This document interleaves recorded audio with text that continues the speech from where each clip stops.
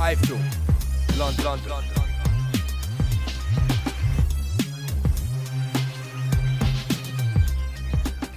I flew.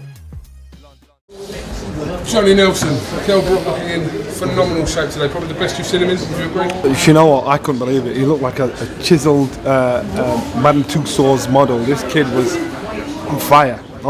If it was, listen, it was a competition on who had the best looking, but it would got to have been Kelly. But it reminded me of when Kell boxed Carson Jones. When Kell got on the scales, I thought he looks a little flat, he looks a little bit fleshy. Carson Jones looked ripped. And this one here, it was the other way around. Kell looked absolutely ripped. SALDIVIA, he just looked fleshy. But you can't underestimate him because you know he's going to be tough. You know he's going to put the pressure on. I boxed a guy from another countryman defending my world title here. And you know they're tough. You know they're heavy-handed. And so that's why they need to think about tactics as well. Now he's done this is to be expected. You know, everybody's saying it's a new improved Kell. At least he's now thinking about fitness. He's now thinking about conditioning. That's to be expected at this level. If you're going to be a full-time champion, you've got to always be on top form. You've got to always look like that. You've always make sure you leave nothing to chance. But then it's about game plan. Then it's about application. Then it's about mentality. So all of these things have to gel together when you're at world level. The guy's facing Hector's SALDIVIA. What do you know about him? Obviously, remember him on the undercard. I think it was a Mayweather fight. I can't remember which one. Got stopped in the first round. Yeah. Heavy-handed. He hit Awali on the temple, put him down, which shows he's heavy-handed like Danny Garcia was, who boxed Amir Khan. So it shows he's a heavy-handed individual. Got up, got rocked, then got put down himself. Frustrated within himself. He didn't seem sad that he lost, but he tried his hardest. But the majority of his fights, I think at least 39 of them have been in Argentina, been on home turf. He's had 3 fights away from home, lost 2 of them. So this guy is used to having a home advantage.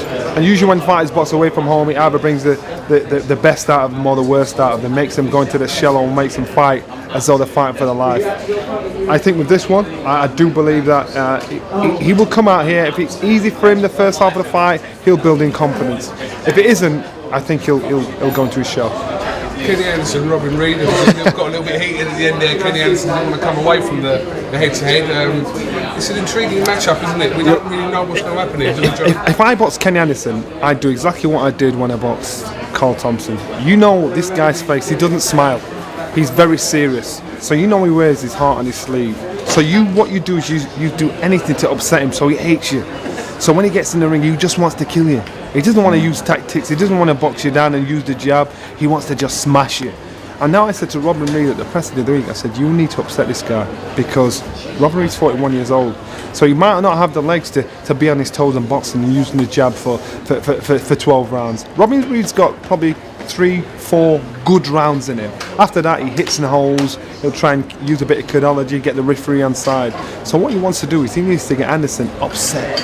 And then when Anderson's upset, and so he's making mistakes, and he's trying to walk in, that's the chance for him to land a big shot on him. And that's how he wants to work it. Just a quick word on Jamie McDonnell. Fantastic opportunity for him to grab himself a world title in that bantamweight division. What do we know about Darwin Zamora?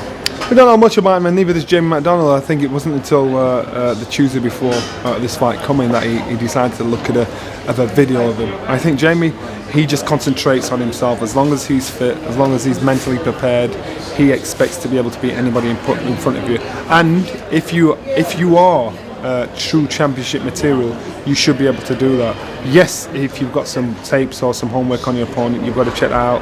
But the difference between champion and challenger is when you're the challenger, when you're the champion, you are the hunter. When you're the challenger, you are the hunter.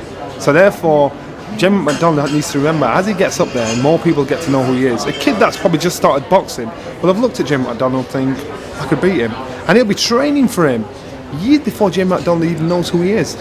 And that's the difference between hunted and hunted. And so therefore, when Jamie McDonnell's trying to get up there, at the moment he's the hunter. But once he gets there, everybody knows who he is. Everybody knows and will be looking for weaknesses. People will be prepared for him that he doesn't even know. And that's the responsibility of a champion. And just finally, on a scale of 1 to 10, how tight is this shirt you've got on? I'd say I put this at 15. Look at you can see him, yeah? Is that your actual skin? That's right, man. I sprayed this on. Get off! Don't touch me.